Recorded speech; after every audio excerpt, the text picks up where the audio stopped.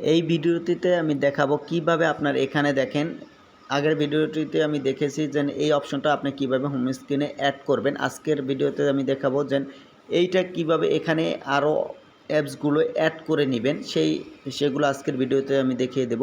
চলুন, এই জন্য আপনার ফোনে থাকা সেটিংসে ক্লিক করতে হবে। আমি সেটিংসে চলে যাই। এখানে সেটিংসে আসার পর এখানে সার্চ বাটন আছে, এখানে সার্চে ক্লিক করবেন। সার্চে ক্লিক করার সাথে এই অপশন এটা লেখাটাই লিখে সার্চ দিয়ে দেবেন। সার্চ দেওয়ার সাথে সাথে আপনার প্রথম অপশন আছে দেখেন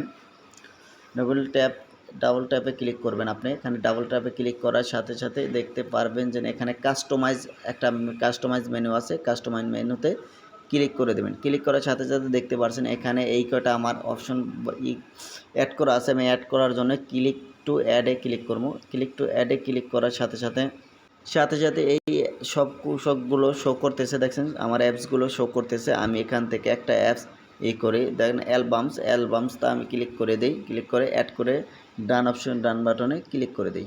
দেখুন এখানে আমার অ্যাড হয়ে গেছে। এখন আমি দেখেন এখানে আমার এই শর্টকাটের পয়েন্টেতে দেখতে পাচ্ছেন এখানে অ্যাড হয়ে গেছে অ্যালবামস। এভাবে আপনারা অ্যাড করে নিতে পারেন। সবাইকে ধন্যবাদ।